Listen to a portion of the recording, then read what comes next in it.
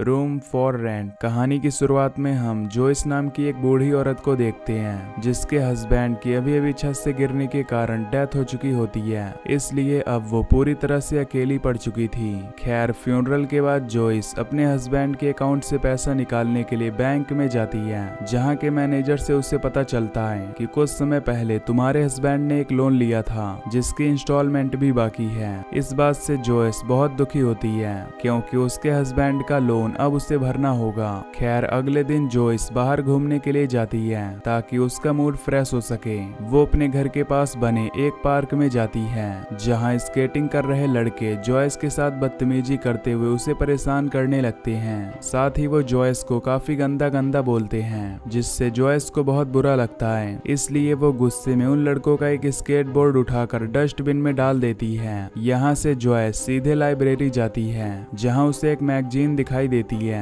जब वो उसे पढ़ती है तो उसमें पैसा कमाने के बारे में लिखा होता है। अब क्योंकि उसे पैसों की जरूरत थी इसलिए वो जल्दी से घर जाती है और उस मैगजीन के ऐड के बारे में इंटरनेट पर देखती है, जिससे उसे पता चलता है कि ऐड वाली कंपनी रूम्स को रेंट पर देने का काम करती है। असल में वो अपने घर के रूम्स को रेंट पर देकर पैसा कमाने का सोचती है। खैर जोइस उस ऐड वाली सर्विस को ले लेती है, इसलिए कुछ समय बाद उसके रूम्स को देखने के लिए एक कपल आता है जिनके नाम सारा और एडवर्ड थे। जोइस उन दोनों को देखकर बहुत एक्साइटेड हो जाती है क्योंकि पहली बार उसके घर में कोई रहने आया था। यहाँ जोइस को सारा का नेचर बहुत ही अच्छा लगता है, लेकिन एडवर्ड उसके साथ बहुत ही रूडली बात कर रहा होता है। खैर वो दोनों को उनका रूम दिखाती है और वो वहाँ रहने के लिए रुक जाते हैं। अगले दिन जब जोइस बाहर आती है तो देखती है कि सारा उदास बैठी हुई है। जब वो सारा से उसकी उदासी का कारण पूछती है तो सारा बताती है कि उसका बॉयफ्रेंड उसे छोड़कर चला गया है। यहाँ सारा भी जोइस से पूछती है कि आखिर तुम्हारा हस्बैंड कहाँ है, जिस पर जोइस उसे बताती है कि उनकी पिछले महीने एक एक्सीडेंट में डेथ हो गई थी। ये जानकर सारा को जोइस के लिए बहुत दुख होता है, जिसके बाद सारा जोइस के साथ बात करने के लिए उसे बाहर घुमाने ले जाती है, जहाँ जोइस बताती है कि मेरे हस्बैंड छत पर कुछ काम कर रहे थे, तब वो गलती से वहाँ से गिर गए और उनकी डेथ हो गई। इसके अलावा सारा अपने बारे में बताते हुए कहती है कि मेरे पिता की भी कुछ साल पहले डेथ हो गई थी। साथ ही वो बताती है कि वो एक राइटर है। इसके बाद वो दोनों घर पर आ जाती हैं, जहां जोइस बताती है कि मैं अपना बच्चा पैदा करना चाहती थी और उसके लिए कुछ भी करने के लिए तैयार थी, लेकिन मुझे बच्चा नहीं हो पाया, इसलिए आज मैं बहुत अकेला महसूस करती हूँ। जोइस की बातें सुनकर सारा इमोशनल हो जाती है। तभी एडवर्ड वहाँ जाता है और सारा को अपने साथ चलने को कहता है, जिस पर सारा उसे मना कर देती है क्योंकि एडवर्ड हमेशा अपनी मनमानी करता था। ये देखकर जोइस सारा को माँ की तरह समझाती है, इसलिए सारा एडवर्ड के साथ वहाँ से चली जाती है। इस तरह एक बार फिर जोइस घर में अकेली हो जाती है और नए किराएदार का इंतजार करने लगती है। अगली सुबह जोइस अपने बिल्ली के लिए फूड खरीदने जाती है। तब उसे पता चलता है कि उसके अकाउंट का सारा पैसा खत्म हो चुका है, इसलिए वो अपने पास जमा रखे कुछ कॉइन से फूड खरीदती है। खैर जब जोइस घर जा रही होती है तब उसे रास्ते में वही लड़के मिलते हैं। वो लड़के मिलकर जोइस को पकड़ लेते हैं और उसके साथ गंदी गंदी हरकतें करते हुए उसे परेशान करने लगते हैं, जिससे जोइस गुस्से में आकर बुरी तरह चिल्लाने लगती है, जिससे सभी लड़के लोगों के वहां आने के डर से भाग जाते हैं। यहाँ जोइस के दिमाग पर इस चीज का गहरा असर होता है क्योंकि ये उसके साथ पहली बार हुआ था। वो सोचती है कि शायद उसका कोई नहीं है, इसलिए लोग उससे परेशान कर रहे हैं। इसी तरह कुछ दिन बीत जाते हैं। तब एक दिन सारा जोइस को एक लेटर भेजती है जिसमें लिखा था कि मैंने एडवर्ड को हमेशा के लिए छोड़ दिया है और अब मैं सिर्फ अपने काम पर फोकस कर रही हूँ। इस बात से जोइस को बहुत खुशी मिलती है क्योंकि अब वो अकेली नहीं थी। यहाँ जोइस भी सारा के लिए एक लेटर लिखती है जिसमें वो बताती है कि मैं होटल की तरह अपने घर के रूम्स अलग अलग लोगों को रेंट पर देने का प्लान कर रही हूँ, पर अभी उसके रूम के लिए कोई भी किराएदार नहीं मिल रहा था। लेकिन अब वो अपने रूम्स को रेंट पर देने के लिए बाहर निकलती है और जिससे रूम्स की जरूरत है उसे ढूंढने लगती है। तब लाइब्रेरी में उसे बॉब नाम का लड़का मिलता है जिसे रूम की जरूरत थी, इसीलिए जोइस उससे कहती है कि मैं रूम को रेंट से देती हूँ और तुम्हें मेरा रूम जरूर देखना चाहिए। जिसके बाद बॉब जोइस के साथ उसके घर जाता है, जहाँ बॉब को रूम पसंद आ जाता है और वो वहीं पर रुकने का डिसाइड करता है। यहाँ हम देखते हैं कि जोइस बॉब के आने के बाद कुछ अजीब हरकतें कर रही होती है, जैसे वो मेकअप करके अपने आप को सुंदर बनाने और नए कपड़े पहनकर अट्रैक्टिव दिखने की कोशिश करती है, जिससे ऐसा लगता है कि वो बॉब को पसंद करने लगी है।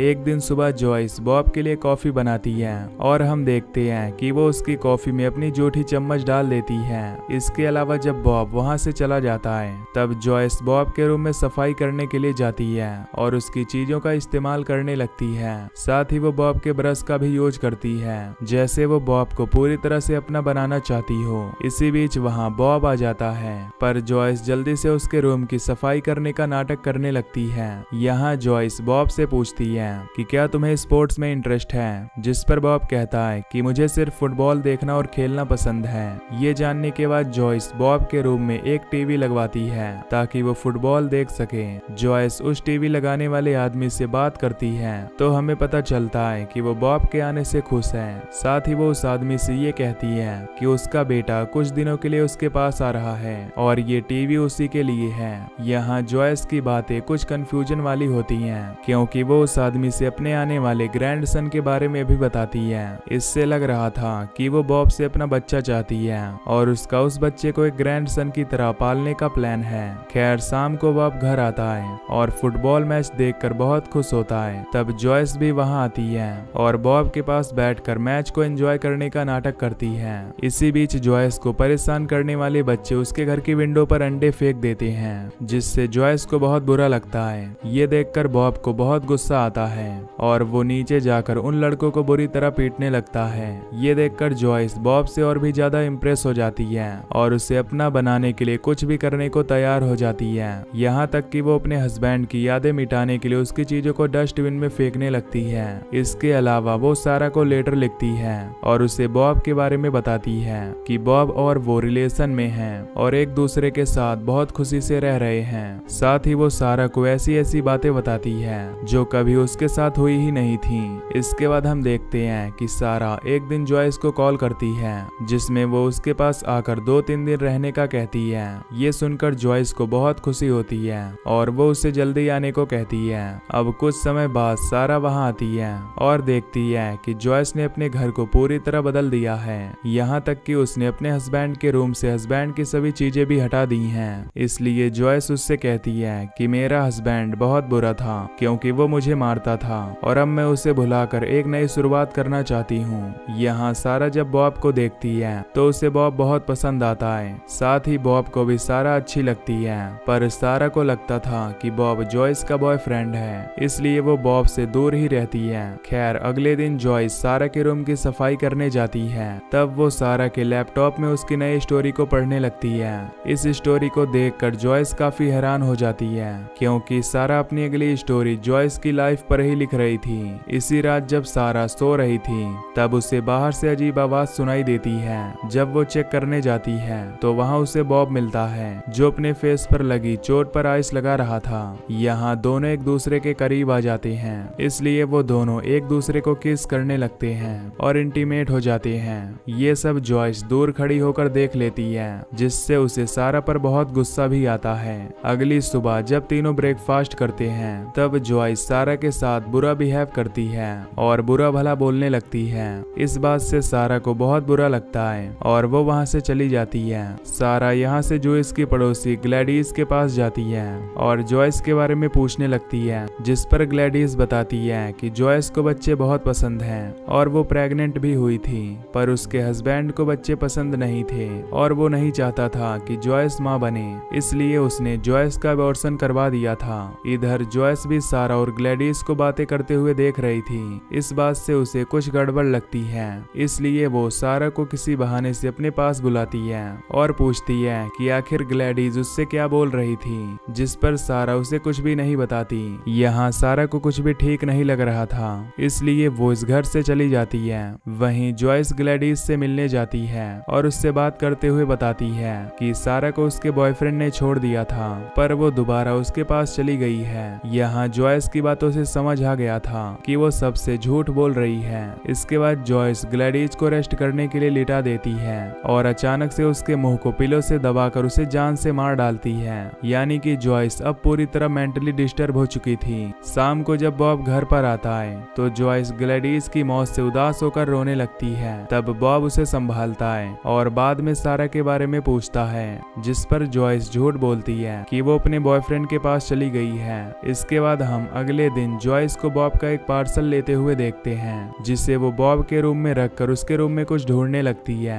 तब बॉब उसे देख लेता है और उसे जॉयस का बिहेवियर कुछ अलग लगता है, लेकिन जॉयस उसे कुछ बहाना बताकर वहां से जाने लगती है। तब बॉब उसे अपने रूम में आने से मना करता है, जिसके बाद जॉयस डॉक्टर के पास जाती है और उन्हें बताती है कि वो अपने हस्बैंड की मौत के बाद से परेशान है, इसलिए उसे नींद की कुछ टैबलेट्स चाहिए। इसके बाद जब वो घर आती है तो बॉब को देखकर उससे रूम में जाने के लिए माफी मांगती है। साथ ही उसे झूठ बोलती है कि मेरा एक लड़का था जिसका नाम टॉमी था और उसकी बचपन में ही डेथ हो गई थी, लेकिन जब से तुम यहाँ आए तो तब से ही मुझे तुम में टॉमी दिखाई देता है और मैं तुम्हें अपना बेटा समझती हूँ। ये सुनकर बॉब को जॉयस का दर्द समझ आता है। इसी बीच जॉयस उसे साथ में डिनर करने को कहती है, जिस पर बॉब हाँ बोल देता है। इसके बाद डिनर के समय हम जॉयस को देखते हैं, जो बॉब की ड्रिंक में नींद की टैबलेट्स मिला देती है और उसके बेहोश होने पर उसके साथ जबरदस्ती करती है।